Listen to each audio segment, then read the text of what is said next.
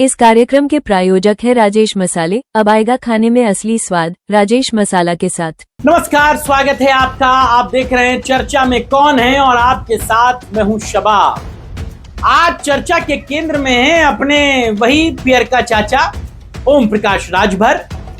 उत्तर प्रदेश की राजनीति में एक कहावत आपने खूब सुनी हो कि यहां पर ना तो कोई स्थायी दोस्त होता है और ना ही कोई स्थायी दुश्मन।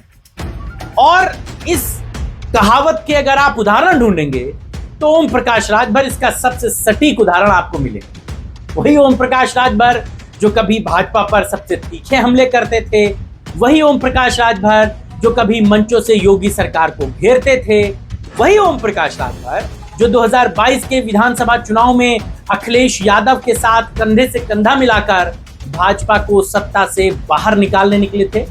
लेकिन चुनाव के बाद जब सरकार अखिलेश यादव की नहीं बनी तो राजनीति ने ऐसी करवट ली कि ओम प्रकाश राजभर भाजपा के साथ नजर आने लगे और योगी सरकार में मंत्री बन गए।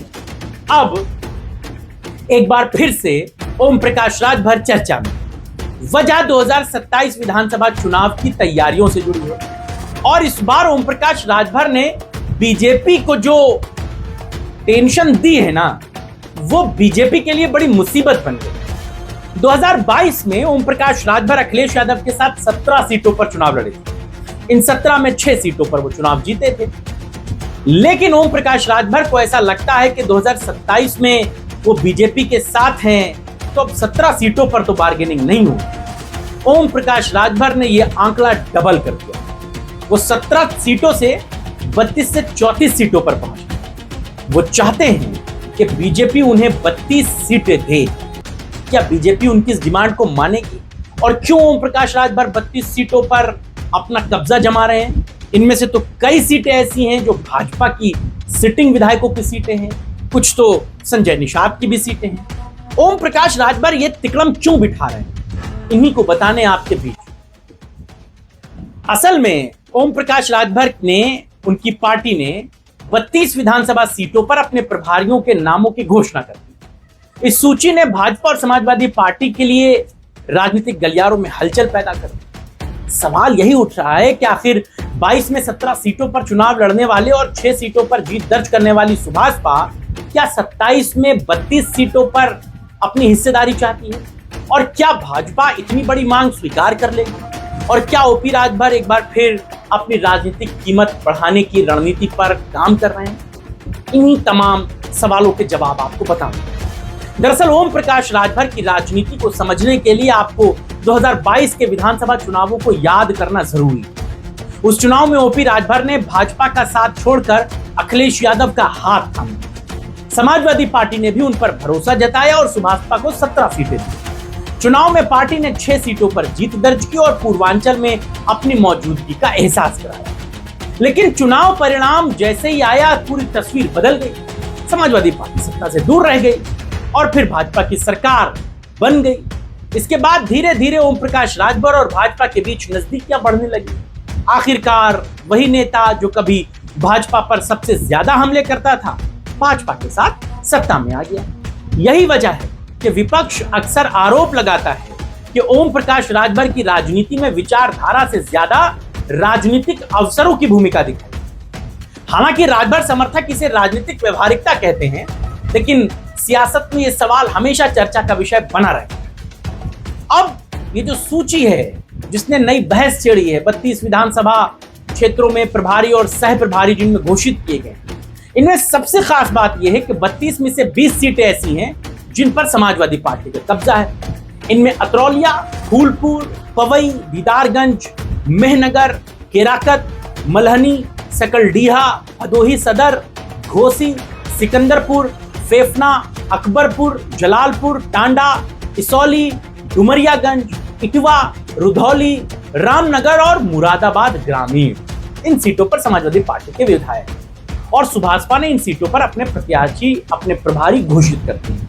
यानी राजभर ने यह संकेत तो साफ कर दिया है कि आने वाले समय में सीट बंटवारे के दौरान सुभाषपा किन सीटों को अपनी दावेदारी के तौर पर पेश करेगी, वो लिस्ट उन्होंने जारी कर।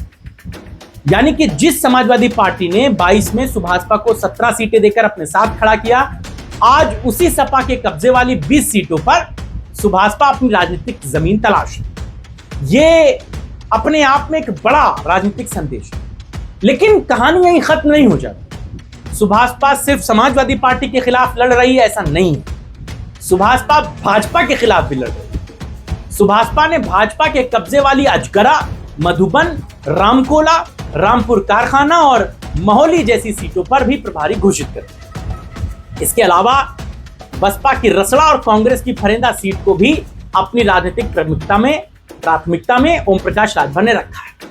यानी सुभाषपा केवल विपक्षी दलों की सीटों पर नजर नहीं लगाए हुए है, बल्कि अपने सहयोगी भाजपा को भी ये संदेश दे रही है कि 2027 में वो बड़ी हिस्सेदारी। राजनीतिक गलियारों में अब सबसे बड़ा सवाल यही पूछा जा रहा है कि क्या भाजपा अपने सहयोगी दल की इतनी बड़ी मांग को स्वीकार करेगी?